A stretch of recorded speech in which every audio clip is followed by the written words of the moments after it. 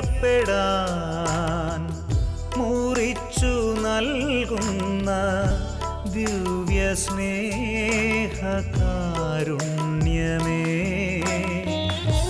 അൾത്താരയിൽ നിന്നും അകതാരിലേക്ക്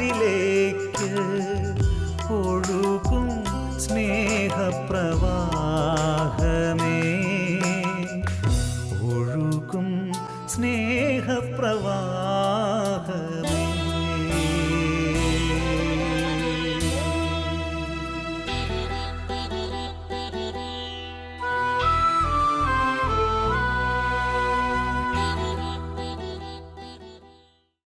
ഓരോ വിശുദ്ധ കുർബാനയും നമുക്ക് ക്രിസ്തുമസും ദുഃഖവെള്ളിയും ഈസ്റ്ററുമാണ്.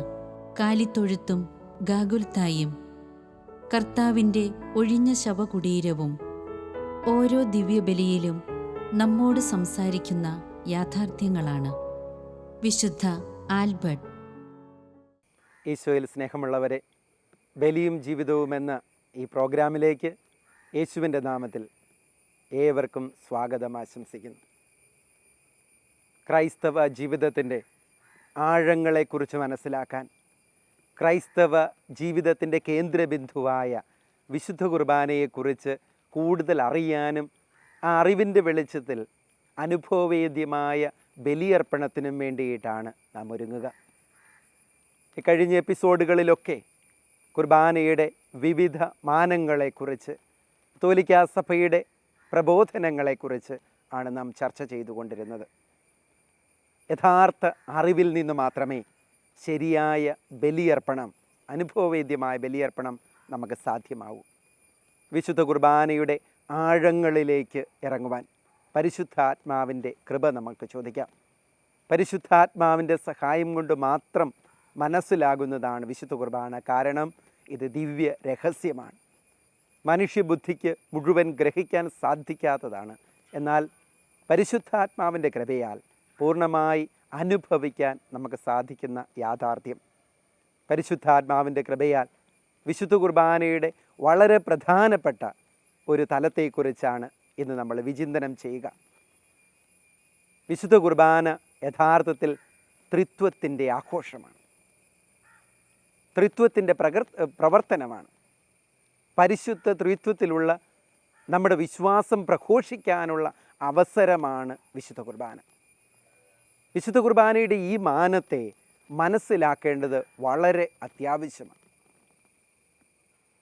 സാർവത്രിക സഭ, പ്രത്യേകിച്ച് ലത്തീൻ സഭ, പെന്തക്കുസ്താ തിരുനാളിന് ശേഷം വരുന്ന ഞായറാഴ്ചയാണ് ത്രിത്വത്തിൻ്റെ തിരുനാളായിട്ട് ആഘോഷിക്കുക.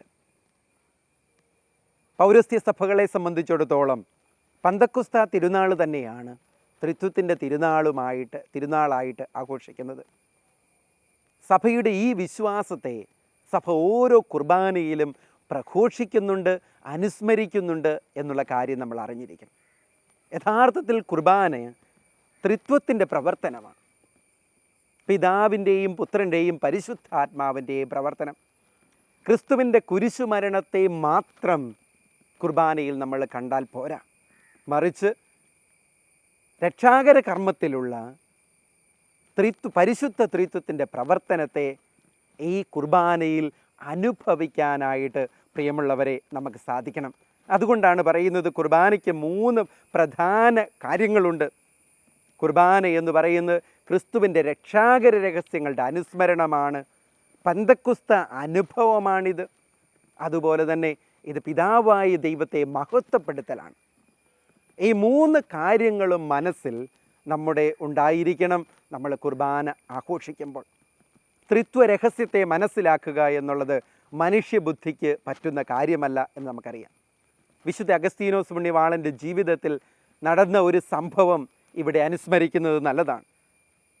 പിതാവും പുത്രനും പരിശുദ്ധാത്മാവും ഒരേ സത്തയാണെന്നും 3 വ്യക്തികളാണെന്നുമൊക്കെയുള്ള ഈ വലിയ സത്യത്തെ മനസ്സിലാക്കാൻ ഈ 3 പേരും എങ്ങനെയാണ് ഒന്നായിരിക്കുക, ഒന്നെങ്ങനെയാണ് 3 ഈ വലിയ സത്യത്തെ മനസ്സിലാക്കാനായിട്ട് ശ്രമിച്ചു കൊണ്ടിരുന്നപ്പോൾ, അതേക്കുറിച്ച് ചിന്തിച്ചുകൊണ്ട് കടൽ തീരത്ത് നിന്ന് നടക്കുമ്പോൾ അഗസ്തീനോസ് പുണ്യവാളനൊരു കാഴ്ച കണ്ടു. ഒരു ചെറിയ കൊച്ച് കടൽ തീരത്ത് ഒരു കുഴിയുണ്ടാക്കി, മണലിൽ ഒരു കുഴിയുണ്ടാക്കി, ആ കുഴിയിൽ കക്ക കൊണ്ട് കടലിൽ നിന്ന് വെള്ളം കോരി കൊണ്ടുവന്ന് ഒഴിക്കുന്നത് കണ്ടു. അടുത്തു വന്ന് ഈ കൊച്ചിനോട് ചോദിച്ചു, മോനെ എന്താ ചെയ്യുക? അപ്പോൾ ഈ കൊച്ചു മറുപടി പറഞ്ഞു, ഈ കടലിലെ വെള്ളം ഞാൻ ഈ കക്ക കൊണ്ട് കോരിയിട്ട് ഈ കുഴിക്കകത്തൊഴിച്ച് കടൽ വറ്റിക്കാനായിട്ട് ഞാൻ ശ്രമിക്കുകയാണ്. അവൻ ഓടിപ്പോയി വീണ്ടും വെള്ളം കോരി കൊണ്ടുവന്ന് ഈ ജനലിൽ, ഈ മണലിൽ ഉണ്ടാക്കിയ കുഴിയിൽ ഒഴിക്കാനായിട്ട് തുടങ്ങി. അപ്പോൾ അഗസ്തീനോസ് പുണ്യാളൻ പറഞ്ഞു, എന്തൊരു വിഡ്ഢിത്തരമായി കാണിക്കുന്നത്, നിനക്കൊരിക്കലും ഈ വിശാലമായ കടലിലെ വെള്ളം ഈ കുഞ്ഞു കുഴിയിലൊഴിച്ച് കടൽ വറ്റിക്കാൻ പറ്റില്ല.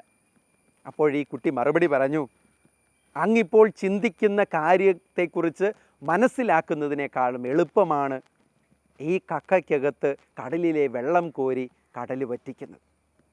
പ്രിയമുള്ളവരെ, ഈ സംഭവത്തിൽ നിന്ന് ത്രിത്വരഹസ്യത്തിൻ്റെ നിഗൂഢതയെക്കുറിച്ച് മനസ്സിലാക്കാനായിട്ട് നമുക്ക് പറ്റും.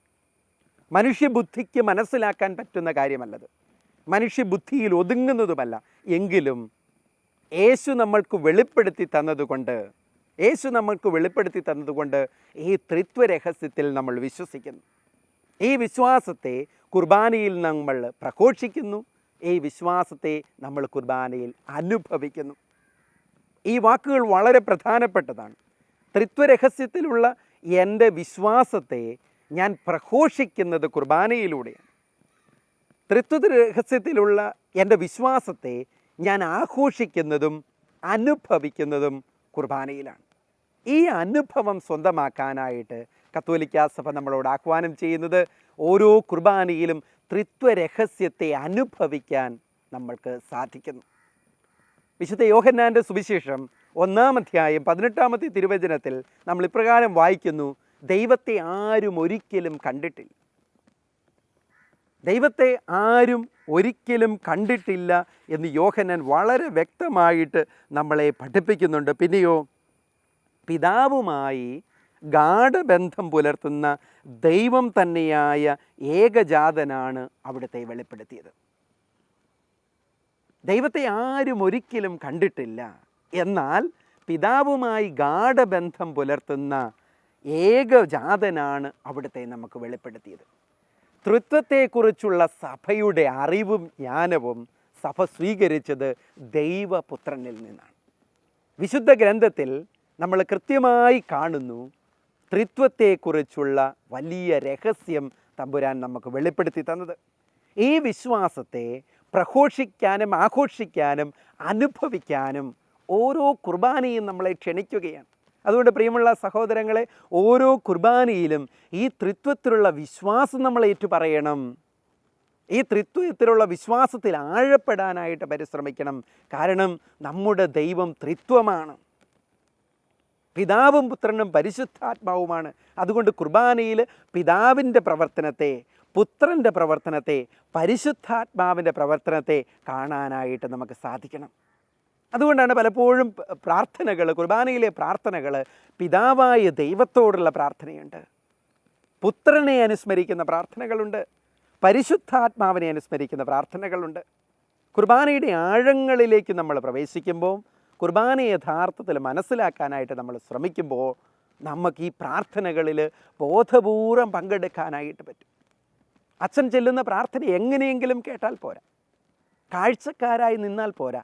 ഓരോ പ്രാർത്ഥനയിലൂടെയും സഭ പ്രഘോഷിക്കുന്ന വിശ്വാസം എന്താണെന്ന് നമ്മൾ അറിഞ്ഞിരിക്കണം. ഓരോ പ്രാർത്ഥനയിലൂടെയും സഭ പ്രഘോഷിക്കുന്ന വിശ്വാസം, ഈ വിശ്വാസത്തെ അനുഭവിക്കാനുള്ള അവസരം സഭ നമുക്ക് കുർബാനയിലൂടെ തരികയാണ്. അതുകൊണ്ടാണ് പറയുന്നത്, കുർബാന എന്ന് പറയുന്ന ഈ ദിവ്യരഹസ്യത്തെ നമുക്ക് മുഴുവനായിട്ട് ഒരിക്കലും മനസ്സിലാക്കിയെടുക്കാനായിട്ട് പറ്റില്ല. പഠിക്കും തോറും അറിയും തോറും എത്രയോ വിശാലമാണ് കുർബാന. പഠിക്കും തോറും അറിയും തോറും എത്രയോ വിശാലമാണ് കുർബാന. വെറുതെ കാഴ്ചക്കാരായിട്ട്, കുർബാനയിൽ വെറും കാഴ്ചക്കാരായിട്ട് വന്നിട്ട് കാണേണ്ടവരല്ല നമ്മൾ. നമ്മൾ അനുഭവിക്കേണ്ട, നമ്മൾ വിശ്വസിക്കുന്ന ഈ സത്യത്തെക്കുറിച്ച് ബോധമുള്ളവരായിട്ട് വേണം ഇതിൽ പങ്കെടുക്കാൻ. അതുകൊണ്ടാണ് പരിശുദ്ധ കുർബാനയിൽ ഈ ത്രിത്വത്തിൻ്റെ ആഘോഷം നമുക്കുള്ള ഓരോ പ്രാർത്ഥനയും അവസാനിക്കുന്നത് ശ്രദ്ധിച്ചു നോക്കി, പിതാവും പുത്രനും പരിശുദ്ധാത്മാവുമായ സർവേശ്വര എന്നേക്കും. ഓരോ പ്രാർത്ഥനയുടെയും അവസാനം ഇങ്ങനെയാണ്, നിത്യം പിതാവും പുത്രനും പരിശുദ്ധാത്മാവുമായ സർവേശ്വര, കുർബാനയിലുള്ള ത്രിത്വത്തിൻ്റെ സാന്നിധ്യത്തെ, പ്രവർത്തനത്തെ സഭ ആഘോഷിക്കുകയാണ്, സഭ പ്രഘോഷിക്കുകയാണ്. ആ പ്രാർത്ഥനയിലൂടെ വീണ്ടും പിതാവിനെ അനുസ്മരിക്കുന്ന പ്രാർത്ഥനയിൽ പിതാവിൻ്റെ പ്രവർത്തനത്തെ, രക്ഷാകര കർമ്മത്തിൽ പിതാവിൻ്റെ പ്രവർത്തനത്തെ നമ്മൾ അനുസ്മരിക്കുന്നു, പ്രഘോഷിക്കുന്നു.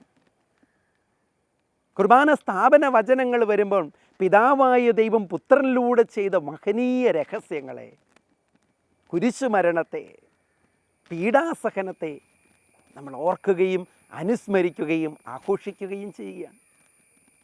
റൂഹാക്ഷണ പ്രാർത്ഥനയിലൂടെ കുർബാനയിലുള്ള പരിശുദ്ധാത്മാവിൻ്റെ സജീവ സാന്നിധ്യത്തെ, പരിശുദ്ധാത്മാവിൻ്റെ പ്രവർത്തനത്തെ നമ്മൾ കാണുകയും നമ്മൾ അനുഭവിക്കുകയും പ്രഘോഷിക്കുകയും ചെയ്യുന്നു.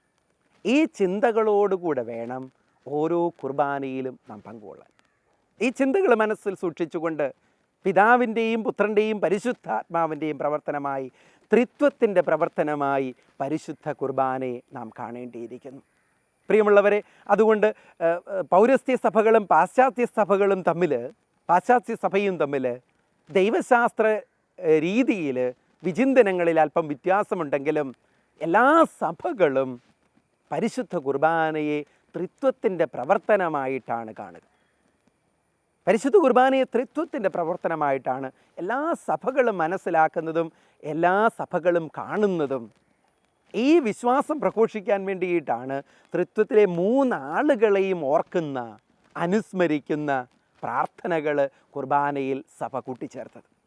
ഈ 3 ആളുകളെയും അനുസ്മരിക്കുന്നത് പിതാവിന് തന്നിൽ തന്നെ ജീവൻ, പുത്രനും പരിശുദ്ധാത്മാവിനെയും കൂടാതെ ഒരു പ്രവർത്തനമില്ല. പുത്രന് പിതാവിനെയും പരിശുദ്ധാത്മാവിനെയും കൂടാതെയുള്ള പ്രവർത്തനമില്ല. പരിശുദ്ധാത്മാവിന് പിതാവിനെയും പുത്രനെയും കൂടാതെ ഒരു പ്രവർത്തനമില്ല. ഈ 3 വ്യക്തികളുടെയും പ്രവർത്തനം കുർബാനയിൽ നമ്മൾ ആഘോഷിക്കുക, ഈ 3 വ്യക്തികളുടെയും പ്രവർത്തനം നമ്മൾ കുർബാനയിൽ അനുഭവിക്കുകയാണ്.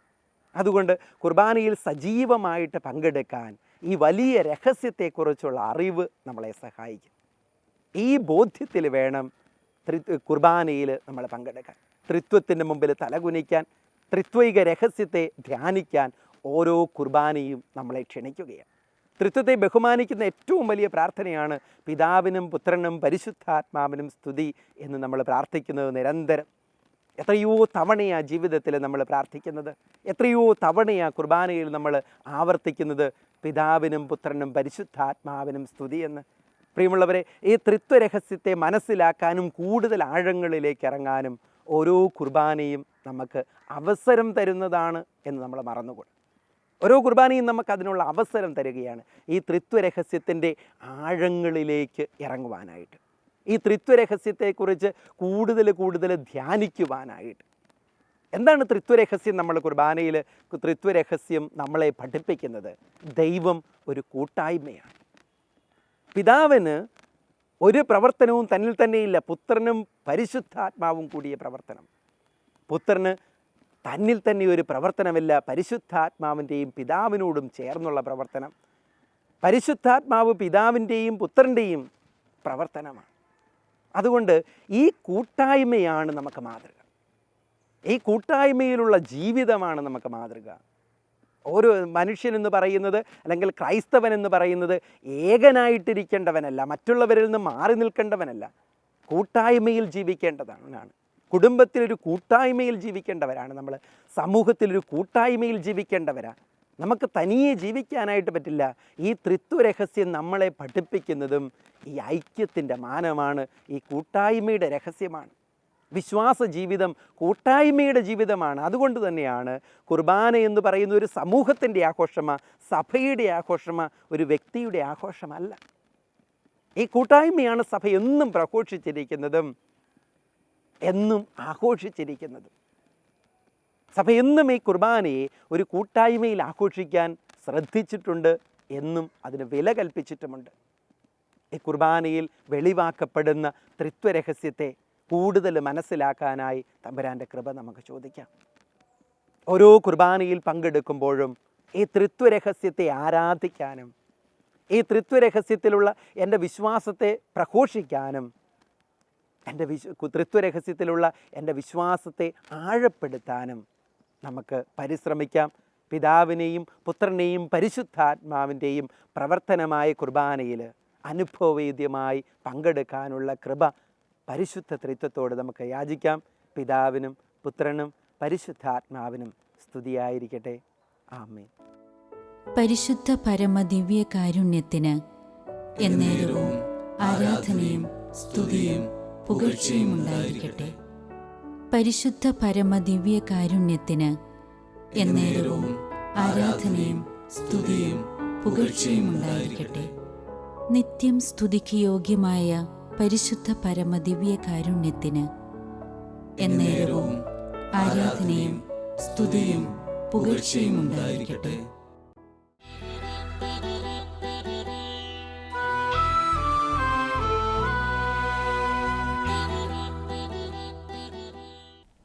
പ്രിയ സ്നേഹിത, ഈ കിടാവിളക്കിൻ്റെ അരികിലിരുന്ന് ഒരു നുറുങ്ങുചിന്ത കൂടി പങ്കുവെച്ച് നമുക്ക് പിരിയാം.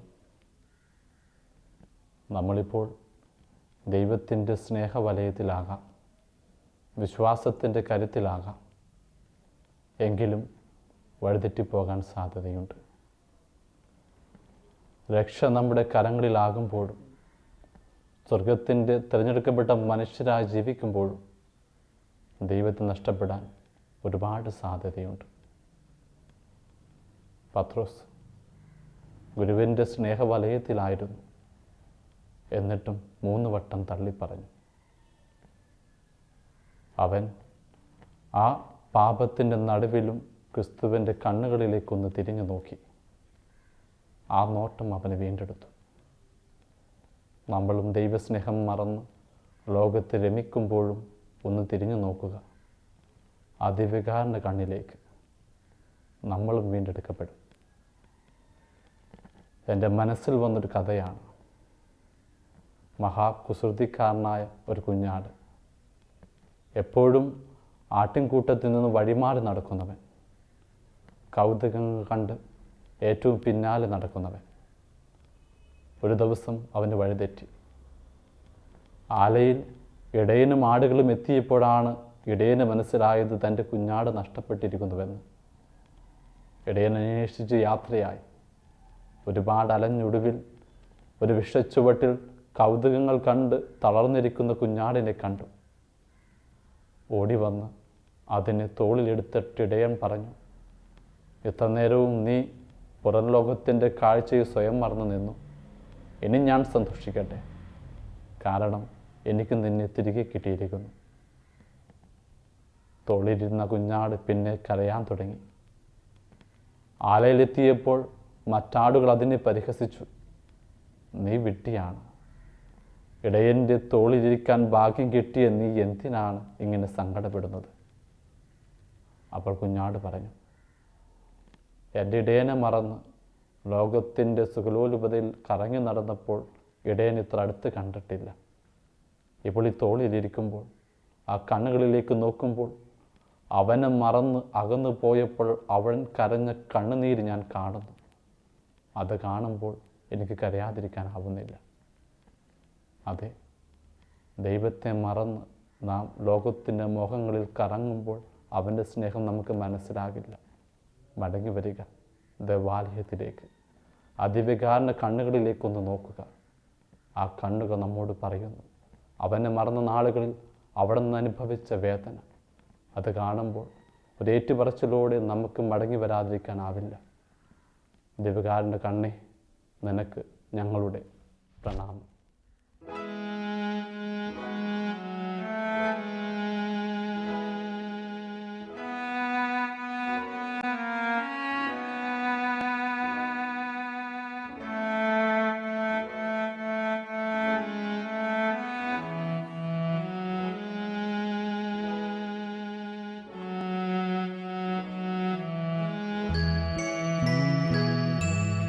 വാ യേശുനാഥ